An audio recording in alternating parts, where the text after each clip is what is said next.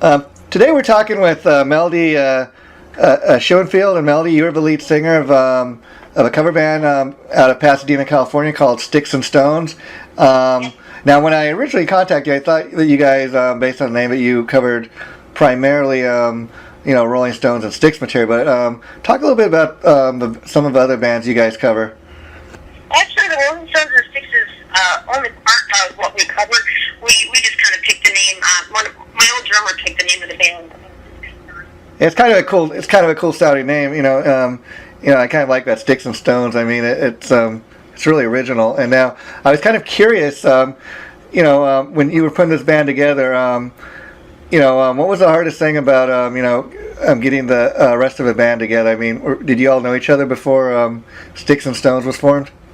Well, this is kind of this is the latest instance of this band. We started out a completely different group of people. Uh-huh. I had been in another band with a drummer, and we left that band to start this one. Well, not to start this one. There were a lot of drama in the other band, and so we just kind of we started fresh.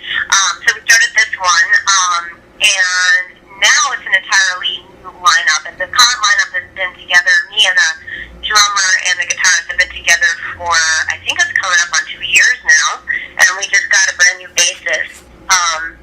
So yeah, it's a great lineup right now, and we're all great friends. So it's really cool.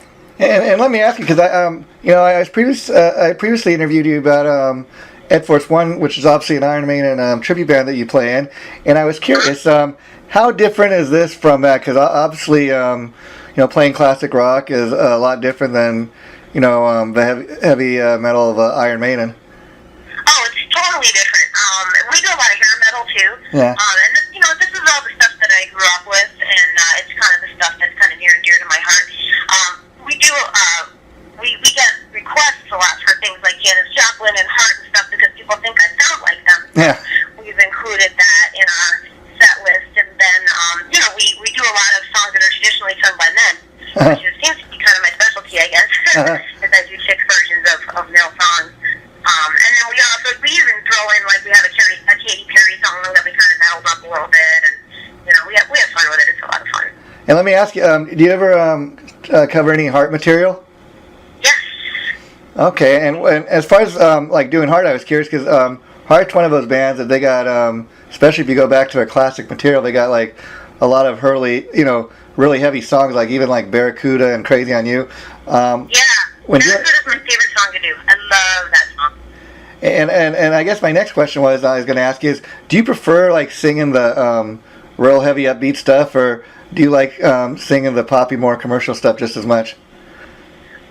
I think I'm definitely more metal than anything, but as long as I like the song, I enjoy it. I mean, I like all kinds of music, as some resonates more with me than others, and I'm definitely a metal person. Yeah. But I grew up with Billy Joel, and I grew up with the hair metal stuff is very near and dear to my heart. Yeah. And I grew up with all kinds of different things, and so I like to contribute to it all. But I'm definitely more of a rocker than anything else. And like you're bringing up the fact earlier that a lot of these songs are primarily originally sung by male singers. So does that ever make it hard, or when you cover material, do you just try to kind of put your best spin on it and kind of make it your own? That's exactly what we do. We don't try to be like the original. We try to do our version of it, because obviously, just like with that Force One, nobody's going to think I'm Bruce Dickinson. Yeah. I have too many breaths to be Bruce Dickinson. So nobody's going to think I'm Mick Jagger or anything else. So we just like to do our own version of these songs. So for instance, we do Sympathy for the Devil, but we do it much more like a metal version of that, closer to the Guns N' Roses version of it than the original. And then for instance, we do a version of Won't Get Fooled Again by The Who. Wow. And much closer to a version that Van Halen did, I would say, than what The Who did with it. Wow, and I'd imagine, compared to your Ed Force One band, that the cool thing about Styx and Stones is that since you're covering not just one artist but several artists, that it must make it cool for your ability to constantly be changing the set list and constantly, taking stuff out and adding new stuff? Yeah, we have a huge set list, and we take stuff out and put stuff in. Like basically, I'm always asking the guys in the band what they want in the set list, and some stuff makes it, and some stuff doesn't, just based on what everybody wants to do. But I try to get everybody in the band's input, and we try to, make everybody happy. So that's the goal with that band, is for us to have fun with it. And the other thing is, the Iron Maiden stuff is, I love it, and a lot of people love it, but it doesn't. A lot of places think it's too hard, too heavy for their venue or whatever. Mm-hmm. So we're kind of the middle ground, I would say. And so, does that ever get difficult as far as, scheduling your time between both bands and booking shows and stuff? Does one band ever, do more shows than the other, or does it kind of just depend? Edgeworth One is definitely picking up a lot more speed. Styx and Stones, for some reason it's a tough band to book. I think because the true tributes seem to do better than cover bands. We have a show coming up this weekend at the Yost Theater in Santa Ana and stuff like that. So we have, and we get a couple private gigs, and we have a birthday party coming up. But actually, Edgeworth One is getting booked a lot more. Yeah, I mean, Iron Maiden is, one of those bands that the actual band themselves, they're still constantly releasing new material and touring, and they've got just such a heavy fan base, and so that's part of the reason for that. And I think probably one of your biggest competitors would have to be the all-female tribute band, Iron Maidens. Have you ever had a chance to see them? We don't really consider ourselves their competition. They're a completely different band. Yeah. And we do different things with it than they do. But our bassist in our band was actually an original founder of the Iron Maidens. Oh, wow. Yeah. Now, talking about competition, though, as far as other tribute acts, do you ever get a chance to go out and check for other tribute bands when you're doing your own shows? I try to, as much as I can. It's difficult because my schedule's a little crazy. I'm in 3 bands and I own 2 businesses, and I'm getting a master's degree, so my schedule's a little insane. But like this weekend, there's a band. You actually might want to interview these guys, because I think this is awesome. There's a band of high school kids who do a Styx tribute, and I'm going to go see them this weekend in Santa Clarita. I just think that's the coolest thing, that these high school kids are doing a Styx tribute. Wow, yeah, and the thing about that is, Styx is another band that's still around today, but I can't think of too many Styx tributes out there, and we do a few Styx songs, and it's one of my favorite bands, like Styx, Johnny, Queen, absolutely Queen, and those are my, oh my god! And so I'm so excited that there's this generation of kids that want to pay tribute to Styx. I think it's really cool. And I think the great thing about doing a band like Styx and Stones, I would think it would help as far as your singing ability, keeping your musical chops up, because you're singing like different songs from different bands and stuff, and there must be just a huge catalog of what you cover. And there's a lot of it. It definitely keeps my chops up. It keeps me interested. Because the Iron Maiden stuff, I love it.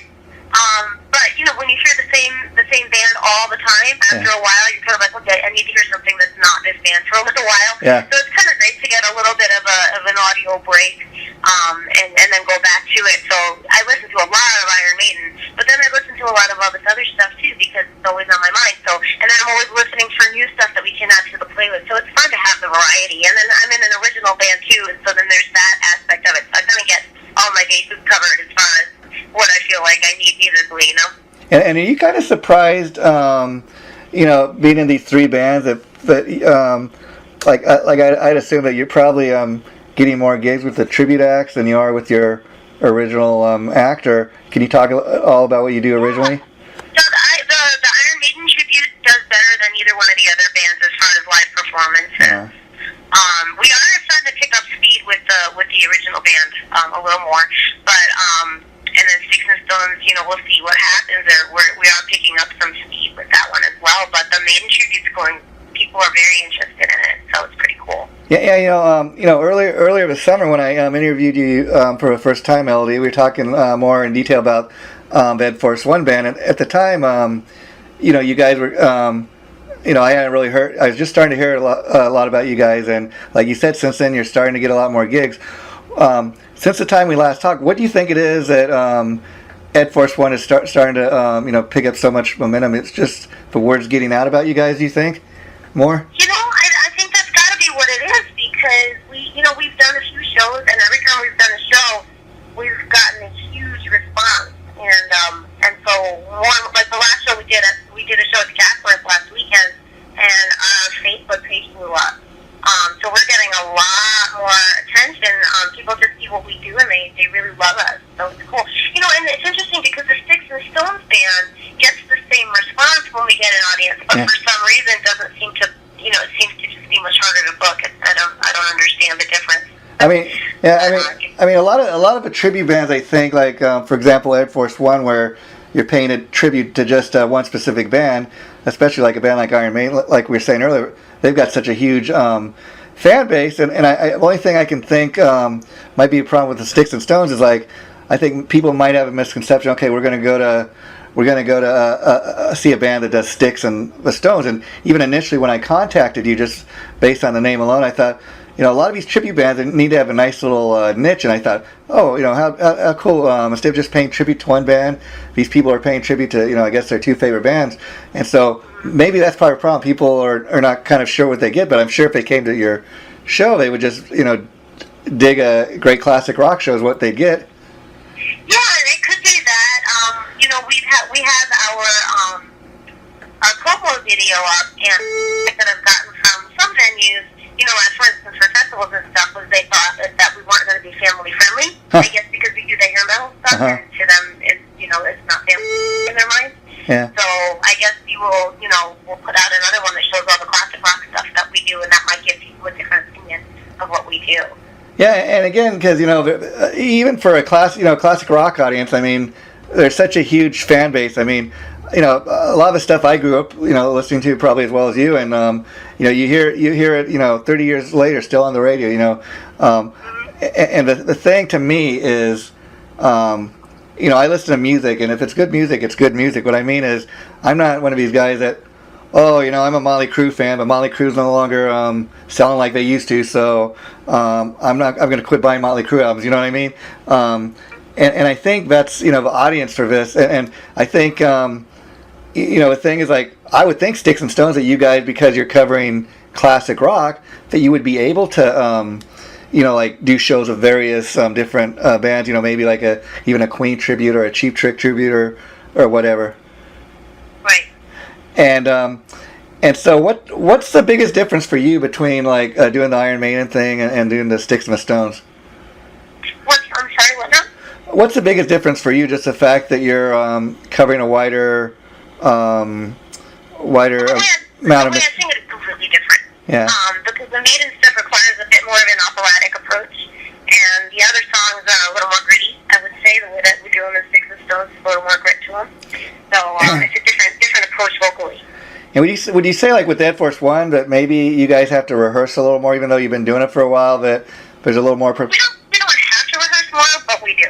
Yeah. So Ed Force One, we rehearse every other week. Yeah. And Styx and Stones, we rehearse usually 2 or 3 times before we have a show. Most of us have the material down, and it's just a matter of getting together and tightening it up. So as far as like at a Styx and Stones show, I was curious, what kind of reaction do you get from people after the show coming up to you? I mean, do you ever get people coming up and telling you, "Oh man, or Melody, you sound, I love your singing. You put on a great show. Took me back to when I first heard these songs." Yeah, the biggest comment I get is that I'm a little girl with a big voice, because I'm very, very small. I'm only 5 feet tall, I'm about 100 pounds, and people are always surprised that I have such a big voice. And most people, as soon as they hear me sing, they start requesting Janis Joplin. Wow. They hear that immediately. So we have a couple Janis Joplin tunes because people always ask for it. And let me ask you, is Janis Joplin somebody like that did influence you, or is it just a matter of you get people telling you, "Hey, you sound like Janis"? It's funny. Janis is not someone that I grew up with, so I didn't really hear her stuff until I would say maybe 5 or 6 years ago.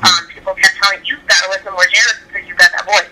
And so that's really when I started getting into her stuff. I love her, but it's not what I grew up with. I grew up with Billy Joel, and you know, a lot of it, like, I grew up with The Who, and I grew up with Yes, and then I grew up with all the hair metal stuff. And so that's what was my influence growing up. And Queen, oh my God, so much Queen. And that was my influence growing up. And so then, like, I think I told you before, the Iron Maiden stuff, I never heard an Iron Maiden song until I actually joined the band, which people are usually very surprised to hear that, because I'm very passionate about the music and I love it, but I didn't grow up with it. And it's kind of amazing to think, you know, to hear you say that you know, you didn't grow up with Iron Maiden. That's you know, that band's doing a lot of business now, and I would think that what you're doing with Styx and Stones maybe is closer to what you grew up with. And well, I'm not familiar with the songs. Yeah. You know, I grew up with them, so I knew them going in. Most of them, you know, not all of them, but most of them, I knew them going in. The Iron Maiden stuff, I had to learn from scratch. But I love it, so it's easy for me to sing it once I learn it. Yeah, I mean that's kind of amazing, you know, to hear that, because again, you know, I guess you did your homework, so to say, as far as Iron Maiden stuff, but the fact that you're able to deliver it with such a passion, and you've been so successful doing it, when it wasn't something you initially grew up with, that just kind of amazes me. But it also, I think, speaks volumes about you know, how talented you must be as a, you know, as a singer and a vocalist. It's gratifying to me, because I know how hardcore the Maiden fans are, and if you don't do justice to their music, then people are going to be really pissed. And so it's really, to me, it's really... We got disconnected. Once again, we're talking with Melody Shoenfeld, the lead singer from Styx and Stones, which is a great classic rock band that does everything from Styx and Queen, and just a great classic rock band. And I think what we were talking a little bit about before when the call dropped was the fact that being in a band like Styx and Stones, I would imagine there's just as huge fan base for that stuff as there is Iron Maiden. What I was saying was, it's interesting. It's really gratifying to me how much people appreciate the music that we do, because I didn't grow up with it, and I actually almost quit the Maiden band at the beginning. I came real close to quitting because I didn't think I was right for the project. And I got talked into staying, and I'm really glad I did, because I love it so much. But it's really, to me, like, being someone who's fairly new to it, for the hardcore Maiden fans to really love what I do, it's really gratifying. It makes me feel good, because they're picky. Yeah, like you're saying, the Maiden fans are really you know, hardcore, but doing the Styx and Stones things, I would think that would be a little more you know, you're a little more comfortable in the sense that the people coming to those shows probably aren't as you know, checking out every single word to make sure you get everything right as the Maiden fans. They know the songs. They don't necessarily know the lyrics. They're just there to, like, kind of have a little nostalgia and maybe dance, and, you know, it's a different audience for sure. And now let me ask you, Melody. You know, you mentioned that you're a Queen fan, so I was curious. What did you think about the stuff that Queen has done since Freddie Mercury has passed on? You know, with Paul Rodgers and now Adam Lambert. Do you think? What do you think of them carrying on with these different singers? You know, I went to the concert that they did at the Hollywood Bowl with Paul Rodgers, and I went very skeptical, because I was like, no one is ever going to do Freddie Mercury justice.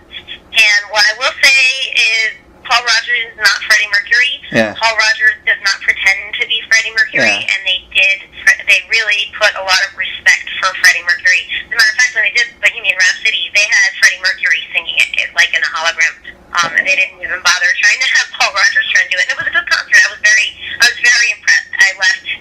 I thought I was going to be disappointed, and I wasn't. And I heard Adam Lambert. I'd never seen him sing live with them, but I heard him do a song or two on video, and I was pretty impressed with his performance. And to me, as long as they do homage to Freddie, because nobody's ever going to replace Freddie. You know, I don't think a band should ever stop in its tracks because one of the members isn't there anymore necessarily. As long as they do homage to him, you know. Yeah, I mean, they seem to have done it, like you said, in a very respectful way. I mean, Queen will never be the same without Freddie Mercury, but as you say, you know, they have a right to carry on. And I think by doing what they're doing, it also shows just how great all those classic Queen songs are. I mean, the fact that you get either Paul Rodgers or Adam Lambert or whoever they decide to put in there in the future, the fact that they can still get up on stage, perform those songs, and they can just get as wild of a crowd as ever. That shows you, just the strength of those songs alone. That they have staying power.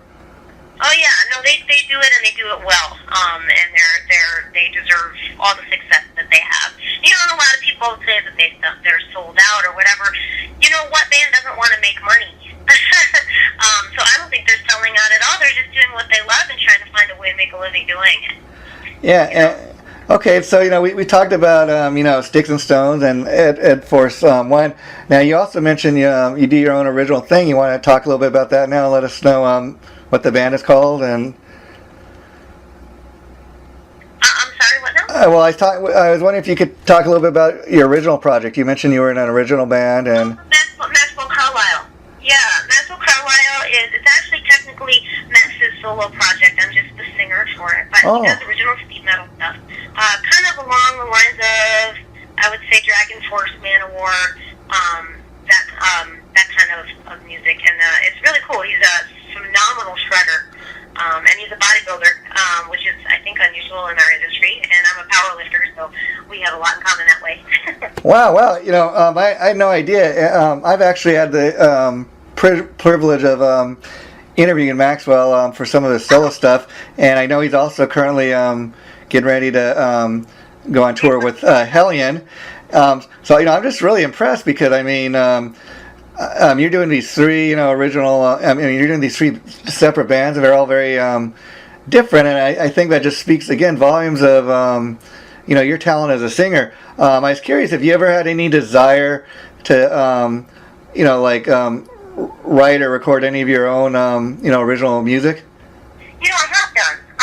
But the stuff that I've written and recorded is very melancholy. Mm-hmm. It was stuff that I wrote, after breakups when, when I was younger, and it was, it's kind of dramatic and melancholy, and it's not going to be a hit, and nobody wants to listen to it. But I do have an original project in mind that I'm trying to put together, and it's just a matter of finding the right people for it. But I have a pretty cool idea, I think, so I'm trying to find the right people for it. I have a couple people in mind, so we'll see what happens. But I'm going to be working with a good friend of mine named David Roberts, who's a phenomenal metal singer, and we're going to be coming out with some cool stuff pretty soon, I think.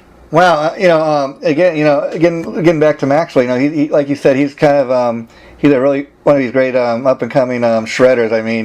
He's a great guitar player, and I was just curious, how did you and him first hook up? Well, my drummer for Ed Force One is also my drummer for Styx and Stones, okay. and he is also the drummer for Maxwell Carlisle. And so I met him through the drummer. Okay. And their singer quit, and they needed someone new, so they picked me. Wow. That's totally cool. So you're quite a busy woman, and you're said you're also currently going to school. So do you mind me asking, what are you going to school for? I'm getting my master's degree in health psychology. Oh wow, and so you do this in between.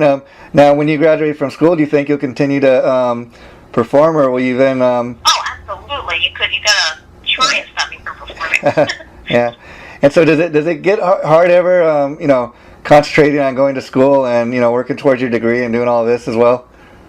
It can be difficult, to try and make it all fit. But the thing is I'm doing everything that I love to do, and there's no way that I'm not going to do any of it. So I just make it work. And I guess the fun thing about what you're doing too is, you go to school or whatever during the week, and then you go and do these weekend gigs. It must be a great way to, release your stress. Just get all your angst out and have some fun. Well, my master's program, very fortunately for me, is online. Because if it were a brick and mortar school, I don't think I could make it work. I just can't get to class. So I'm doing it all remotely. So I can make it work with my schedule any way I want to. So that works for me very, very well. And then my job, I work in the mornings and then I work again in the evening. So I have the afternoon to do schoolwork, and then on the weekends I go out and do my thing. So. Have your fun now. Now, between the three bands, I was curious. Do you pretty much just do local shows, or do you ever tour out of the states or far from where you live? We would love to tour. It's just a matter of finding a place who wants us to get there. Yeah, and do you find especially with Ed Force One, that do you find that with other tribute bands, it's been my experience that there's like a great almost like a fraternity or a family thing where they try to help each other out. Mhm. Yeah. Yeah, And we're all good friends, and nobody's in competition with anybody. So to me, like, I try to promote my fellow musicians, especially bands that I think are really worth seeing. I try and get the word out for them, and I just believe in we're a community, we're not enemies. Yeah. So. I mean, that's the great thing about the tribute scene to me, that it seems that everybody's in it not so much to compete against one another, but to help each other. And That's what it should be. Yeah. There's just so much ego in music. It's just really nice to have people who are down to earth and just love what they do and want to help other people do what they love to do. And I was curious, do you ever get any people that have seen you maybe originally with Ed Force One coming to see Styx and Stones, and and vice versa? We've actually done joint shows. Wow. Where we've had Styx and Stones open for Ed Force One. And that's been fun because Ed Force One comes early and watches Styx and Stones, and Styx and Stones stays late and watches Ed Force One. So that's been fun. And is that ever kind of grueling on you? I mean, performing two separate sets? No. Okay. I mean, I guess it could be if I was not feeling well or something, but not usually. I'm fine. Well, Melody, it's really been a great pleasure talking, and like I explained.